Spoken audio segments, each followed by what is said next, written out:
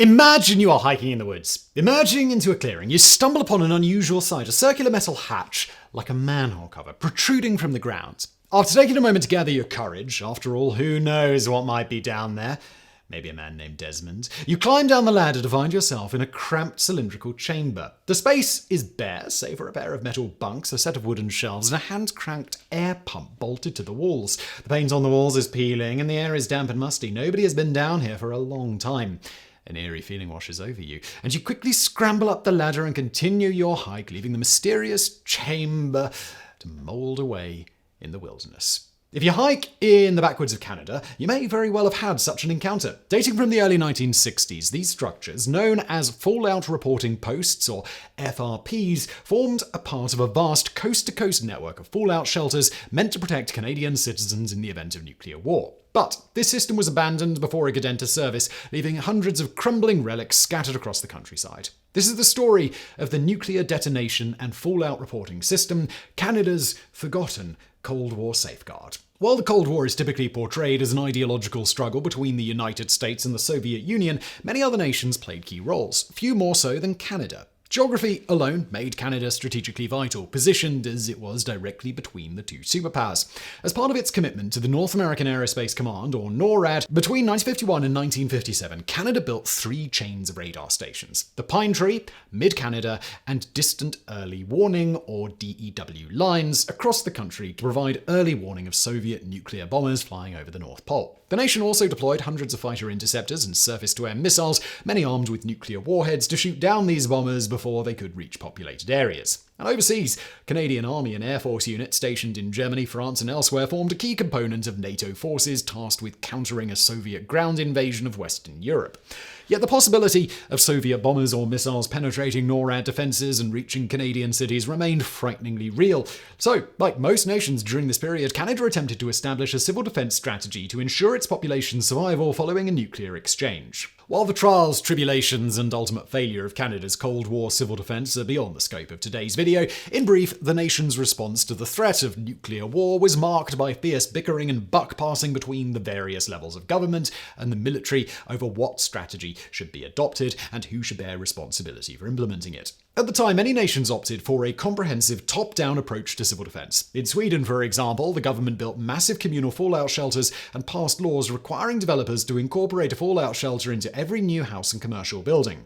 And in the United States, most major cities designated several large basements as communal fallout shelters. But the Canadian government rejected this approach, arguing that it lacked the resources to protect a population spread out over such a large area. Instead, the government promoted a strategy of shelter in place and self-help, distributing pamphlets instructing ordinary citizens how to build their own basement fallout shelters. Communities were also encouraged to form local militias who would rush into bombed cities to fight fires and rescue people trapped in the rubble. Unfortunately, this strategy was less than well received by the Canadian public. For one thing, the government's proposed home fallout shelters cost $500 to build, equivalent to 10% of the average household income and beyond the means of most families. Even worse, in September 1961, George Brimmel, an investigative reporter for the Toronto Telegram, revealed the construction of a giant fallout shelter outside Ottawa, meant to house the Prime Minister and other top government officials in the event of nuclear war. Officially known as the Emergency Government Headquarters, but derisively nicknamed the Daven Bunker after then Prime Minister John Diefenbaker, the construction of the shelter enraged the Canadian public, who blasted politicians for hypocritically spending millions to save their own skins after stating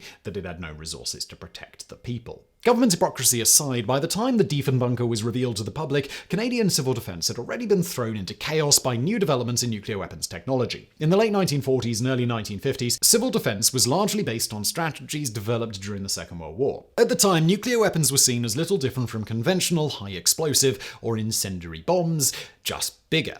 But all this changed on March 1st, 1952, when the United States detonated Castle Bravo, the world's first practical, air-deliverable thermonuclear weapon, or hydrogen bomb. Unlike kiloton-range nuclear bombs, like those dropped on Hiroshima and Nagasaki, megaton-range thermonuclear bombs could obliterate all but the largest cities, rendering shelter-in-place strategies obsolete overnight. Furthermore, development of intercontinental ballistic missiles, or ICBMs, in the late 1950s nullified the protection provided by early warning radars, fighter interceptors, and surface-to-air missiles, leaving North America all but defenseless. Against such apocalyptic weapons, the only defense was to not be there when the bomb went off. Consequently, major Canadian cities began drawing up elaborate plans to evacuate their populations into the countryside within 3 hours of receiving an attack warning. Besides the nightmarish logistics of directing, housing, and feeding millions of panicked people, such plans ran up against another major obstacle: nuclear fallout. Fallout consists of soil, dust, water, and other debris which is sucked up into the nuclear fireball, irradiated, and then falls back to Earth like snow, contaminating absolutely everything that it touches. Prior to 1954, the threat of fallout had not been taken very seriously, with civil defense planners focusing largely on the bomb's thermal and blast effects. However, the Castle Bravo test, which contaminated huge swaths of the Pacific Ocean, brought this potentially lethal problem into the public consciousness and confronted Canadian civil defense planners with a bit of a troubling conundrum. What was the point of fleeing a nuclear blast in the city only to die from fallout in the countryside? By the late 1950s, it became clear that Canada did need some sort of system to track the drift of fallout and help direct evacuees away from the most heavily contaminated areas.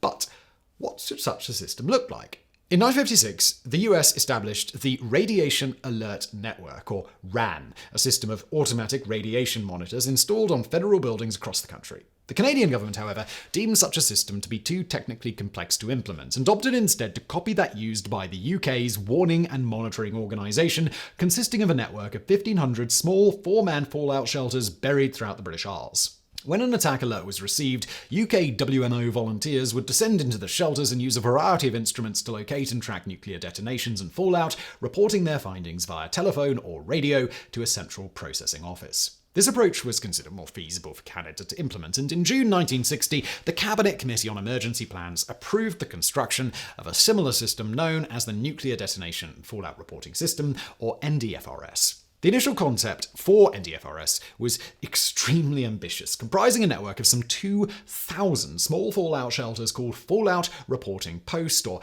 FRPs, distributed across all 9 provinces and 2 northern territories. These were arranged in a grid roughly 15 miles apart north-south and 45 miles east-west, stretching from the US border to the 55th parallel. When an attack warning was received, local volunteers would enter the FRPs and remain there either until the alert was called off or outside radiation levels had fallen to safe levels, with the typical FRP being stocked with enough food, water, and other provisions to sustain 2 people for 2 weeks. Once inside the FRPs, the volunteers would use various instruments to monitor outside radiation levels, making and recording measurements on an hourly basis. In addition to the FRPs, the system also included another shelter type called NUDET, short for nuclear detonation, placed close to major cities and other likely targets. These were fitted with instruments designed to pinpoint the location and yield of nearby nuclear explosions. One of these instruments, affectionately known as the educated stovepipe, was deceptively simple, consisting of a vertical length of metal pipe drilled with numerous holes and containing a block of polystyrene foam. The thermal pulse from a nearby nuclear detonation would burn holes in the foam, the location and depth of which would indicate the direction and yield of the bomb. Data from the FRPs and NUDETs would be transmitted to provincial offices called filter centres, where it would be interpreted and processed before being passed along to the emergency government headquarters in Ottawa.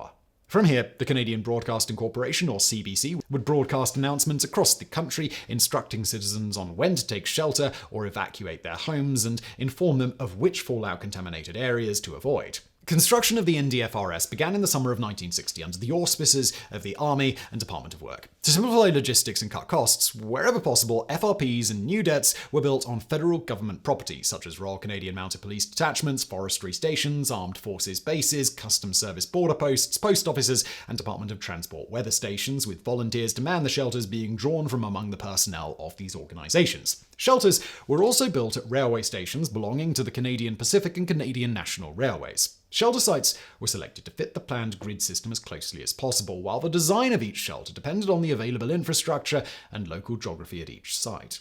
If a pre-existing basement was available, a Type A shelter was installed. This consisted of a small cinder block enclosure built into the corner of the basement and was the most common style of FRPs. If no basement was available, a Type B shelter was installed. This consisted of a small cylindrical chamber buried in the ground and accessed through a vertical hatch and shaft as described at the start of this video. Finally, if a site was too remote or the water table too high to bury a Type B shelter, a Type C shelter was erected instead. Built of cinder blocks, this was similar to a Type A shelter but constructed above ground instead of in a basement. Standard equipment for all 3 shelter types included a pair of bunk beds, shelving for rations, water and other provisions, as well as a chemical toilet, an electric or hand-powered ventilation pump with filters for removing fallout, and remote radiation monitoring instruments. But while seemingly sound on paper, in practice, NDFRS proved frustratingly difficult to implement. For one thing, the FRPs were more expensive to build than anticipated. For example, even with the benefit of government suppliers and economies of scale, a basic Type A shelter cost $700, a somewhat embarrassing figure for a government which had tried to convince the average citizen they could construct an effective basement shelter for less than $500. Even more embarrassingly, the government's decision to build FRPs on federal property, a move intended to bypass the anticipated hassle of dealing with the private sector, often backfired. The Royal Canadian Mounted Police proved especially troublesome to deal with. At the time, RCMP detachments in small remote towns tended to rent out private homes, meaning the original owners had to be consulted before a fallout shelter could be constructed. Some detachments even outright refused to allow a shelter to be built, claiming that they were already using the space for other purposes. Elsewhere, jurisdictional disputes between the Army and other federal and provincial departments resulted in significant delays in selecting FRP sites and installing shelters. Ironically, private organizations like the railroads proved easier to deal with, often dedicating themselves enthusiastically to the cause of national defense. Nonetheless, the Army, spurred on by the Berlin crisis of August 1961, pushed ahead with construction, rushing to get NDFRS operational by January 1962. But soon, a number of serious flaws in the system began to emerge, perhaps none so fatal as the problem of communication. While CN and RP Rail FRPs used the railway telegraph system and RCMP shelters, the police radio network, most shelters were expected to report their readings to the filter centers through ordinary civilian telephone lines. But there was a tiny problem. These lines ran through central exchanges located in major cities, the same cities that would be obliterated in a nuclear attack. This meant as soon as a nuclear war broke out, much of the NDFRS system would be rendered useless, so bit of a whoopsie-doodle there, isn't it? Another major problem involved finding sufficient volunteers to man the FRPs and NUDETs. The shelters were only designed to house 2 people, meaning that if nuclear war broke out, shelter operators would be forced to leave their families on the surface to fend for themselves. As a result, not many people stepped forward to volunteer. As Major General John Rockingham, commander of the Army's Quebec Command, pointed out, it is unrealistic to expect a man to operate in a fallout shelter for 14 days if his family is also not supplied with a shelter. Hence, these FRPs should be large enough to accommodate the operator and his family. Ultimately, as a form of incentive, Lieutenant Colonel Edward Churchill of the Army Engineers allowed volunteers to bring their families down into the shelters with them, stating, "The advantages provided to the individual and his family when he undertakes this responsibility far outweigh any inconveniences." But while this may have sounded like an appealing deal to prospective volunteers, in reality it would have proven more of a curse than a blessing, for another major flaw with NDFRS involved the acquisition and distribution of radiation monitoring instruments. It was initially intended that all FRPs and NUDETs be equipped with the IM-108TD remote monitoring radiacmeter, which had a surface-mounted probe to allow radiation to be safely monitored from within the shelter. But the Army soon ran out of these instruments and, as an interim solution, began issuing FRPs with regular handheld radiation meters. This meant that in the event of a nuclear war, hundreds of unlucky NDFRS volunteers would have been forced to don radiation suits and climb out of their shelters every hour in order to take a reading. Each excursion would have allowed fallout particles to infiltrate the FRP, where, remember, the volunteers' families would likely be sheltering, and force the volunteers to use part of their extremely limited water supply to decontaminate themselves. In short, it would have been a death sentence. Soon, however, spiraling costs and a slumping economy forced NDFRS to be continually scaled back, with all planned shelters north of the 52nd parallel ultimately being cancelled as an austerity measure. Then, in 1963, the federal government cancelled NDFRS altogether. At the time of cancellation, around 1,200 of the planned 2,000 FRPs and NUDETs had been constructed. Few, however, had been fitted with radiation monitoring instruments, communications equipment, or survival supplies, and none had been actively manned by volunteers. But why did the government cancel NDFRS when it was so close to completion? While cost overruns and the system's many operational flaws did play a large part in the decision, another major factor was the rapidly changing global geopolitical landscape. Throughout the early Cold War, Western defense planners assumed that any major confrontation with the Soviets would inevitably result in a nuclear exchange. The Cuban Missile Crisis of October 1962, however, challenged that assumption, with the superpowers managing to pull themselves back from the brink of Armageddon via diplomatic means. As a result, Canadian foreign and defense policy shifted from trying to survive nuclear war towards trying to avoid it altogether. Massive civil defense projects like NDFRS soon became seen as redundant. This shift aligns well with the average Canadian citizen's attitude towards civil defense. Unlike their American counterparts, most Canadians refused to accept that a nuclear war was winnable or survivable, and despite ardent government propaganda campaigns, remained largely apathetic about civil defense precautions. While several jurisdictions across Canada attempted to maintain their FRPs in good condition as a precaution, these were eventually abandoned or repurposed into root cellars and storage rooms. Many others were demolished, with the CN and CP railways ordering all of their shelters scrapped in the early 1970s. But hundreds still remain scattered across the country, hidden in people's basements or rusting away in remote parklands, silent and forgotten relics of a frightening time when the world lived in shadow of nuclear Armageddon. And if you found this story interesting and want to learn more about NDFRS, be sure to check out Our Own Devices, the personal YouTube channel of the person who wrote this video, Gilles Messier. Much of the information in this video is drawn directly from his original archival and field research on surviving NDFRS shelters, which he covers in greater detail on his channel, so check it out, there's a link below. And thanks for watching.